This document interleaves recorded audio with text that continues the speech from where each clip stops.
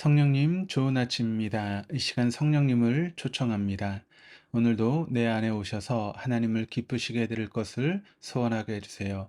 오늘 말씀을 통해 구체적으로 무엇을 해야 될지를 깨닫게 해주세요.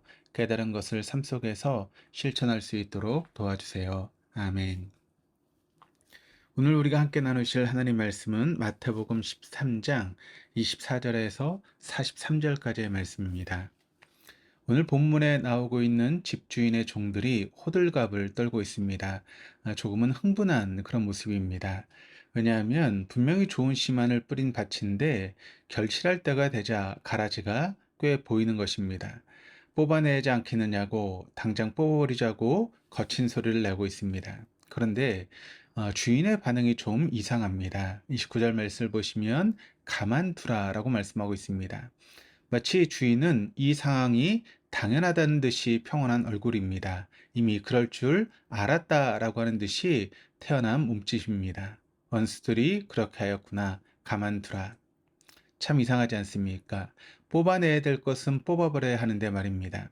그런데 실은 이 주인의 반응은 이상한 게 아니고 당시의 당연한 농사의 지혜입니다. 밀밭에는 보통 가라지로 불리는 독보리가 자라곤 했습니다. 이 독보리는 밀과 매우 흡사해서 이삭이 나오기 전까지는 식별하기가 쉽지 않습니다. 그러다가 이삭이 나오기 시작하면 비로소 가라지임이 드러납니다. 하지만 그때는 이미 늦었습니다. 땅속에 깊이 뿌리를 내리고 있기 때문에 가라지를 뽑다가는 밀도 함께 뽑히는 문제가 발생합니다. 때문에 농부들은 어쩔 수 없이 수확 때까지 가만히 두었다가 키가 큰 밀을 먼저 수확하고 가라지는 나중에 따로 잘라내므로 땔감으로 사용했습니다. 좋은 씨가 뿌려진 좋은 밭에도 30배, 60배, 100배가 결실되는 좋은 밭에도 가라지가 있습니다.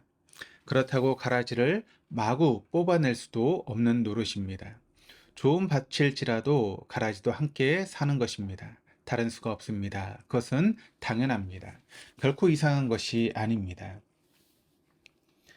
예수님 당시 이스라엘 백성 중에 메시아를 애타게 기다리고 있었던 사람들이 있었습니다.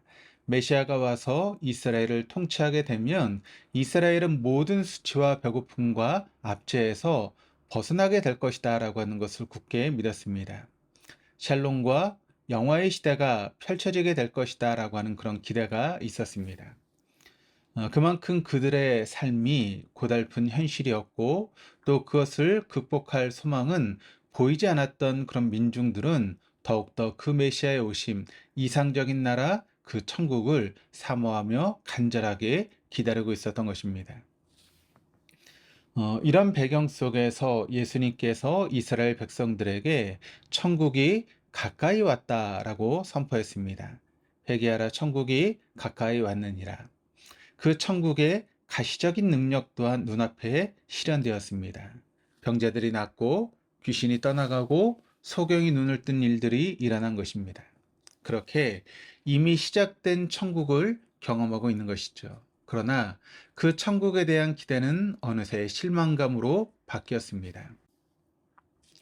천국이 시작됐는데, 천국이 가까이 왔는데, 왜 이전의 현실과 크게 달라지지 않는 것인가? 왜 동일한 고달픔과 고뇌와 쓰라림이 있는가? 내 앞에 이 현실의 가라지들은 어찌도 이리 무성한가? 누가 좀 이 가라지를 뽑아 주옵소서 제발.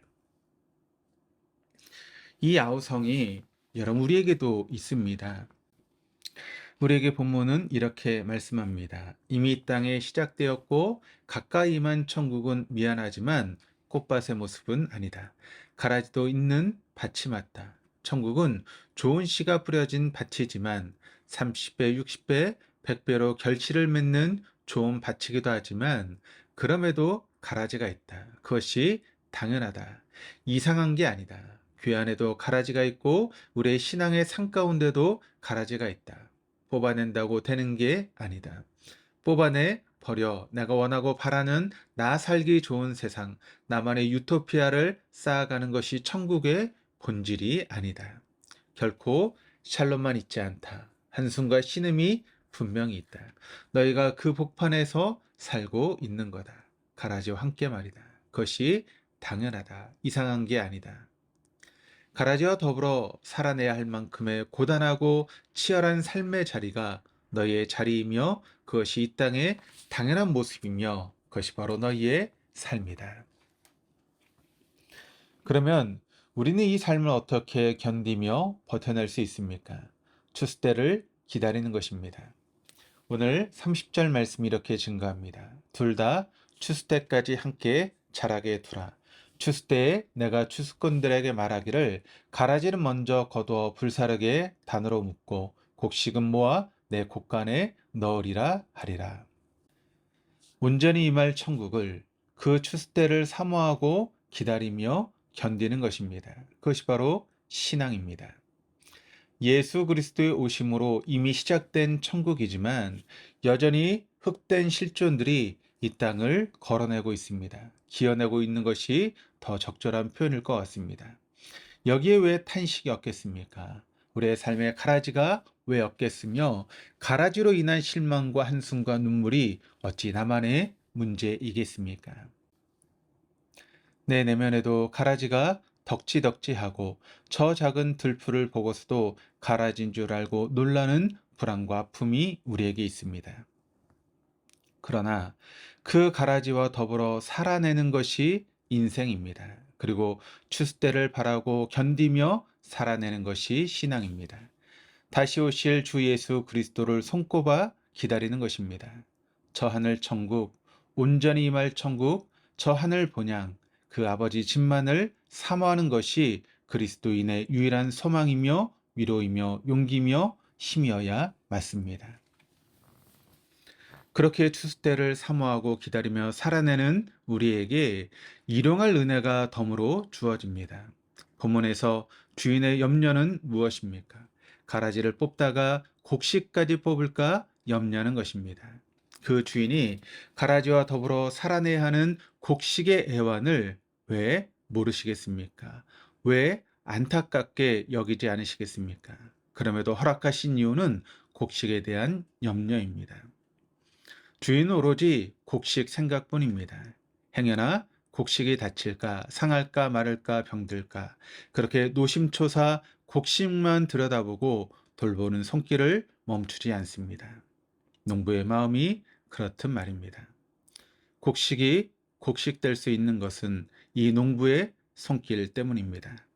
보잘것없는 먼지와 같은 씨가 곡식이 되고 추수의 영광을 경험할 수 있게 되는 것은 순전히 농부의 손길 때문입니다. 우리를 향한 하나님의 마음이 이 농부의 마음입니다. 먼지와 같은 인생들이 험한 삶 살아내고 있고 하나님은 그런 우리를 염려하고 있습니다. 우리 인생을 놓치지 않고 들여다보고 계십니다. 눈에 보이진 않지만 분명히 그 손길로 우리를 돌보고 계십니다. 그 하나님의 지극한 손길은 우리 어떠한 처지와 형편에도 막힘이나 지처함이 없습니다. 전국 백성을 향한 멈추지 않으시는 하나님의 노심초사. 이 하나님의 마음이 곧 천국입니다. 우리는 그 천국 안에 이미 들어와 있는 것입니다. 사랑하는 교회 여러분, 우리 인생 안에 어둠이 있습니다. 꽁꽁 얼어붙음도 분명히 있습니다. 그렇게 가라지와 부대껴 살아내고 있는 현실이 우리네 솔직한 현실입니다. 누구나 각각 자기 몫에 짐을 지고 살아갑니다. 고단하죠. 낙심스러울 때가 많습니다. 불만족스러움에 치가 떨리기도 합니다. 그러나 추수 때가 분명하게 있습니다. 곧 훈훈한 추수의 시간이 오고 있습니다. 그리고 그날을 사모하십니까? 그날까지 우리는 우리를 향한 주님의 애타는 그 손길을 부여잡고 걸어가는 것입니다. 단 하루도 우리를 향해 손길을 멈추지 않는 주님, 오늘도 그 주님은 우리를 들여다보고 토닥이고 계십니다. 살아계시는 우리 주님, 이 인생들을 위해 분명 오늘도 일하고 계십니다. 그러므로 그 주님을 바라보시면서 힘을 내십시다. 견디십시다. 우리에게 주님이 있으니 살아낼 만한 그런 인생 아니겠습니까? 기도하시겠습니다. 하나님, 나 자신이 가라지일지도 모르는데 저 가라지가 싫다고 아우성치는 우리입니다. 그 아우성이 깊어갈수록 주스때를 사모함이 짙어 가기만 합니다. 마라나타, 주 예수여 어서 오시옵소서. 꼭 오시옵소서. 오늘도 주님의 일용할 은혜의 손길을 부여잡고 견디며 살아내오니 부디 우리를 긍휼히 여겨 주옵소서. 감사드리며 예수 그리스도 이름으로 기도드립니다. 아멘.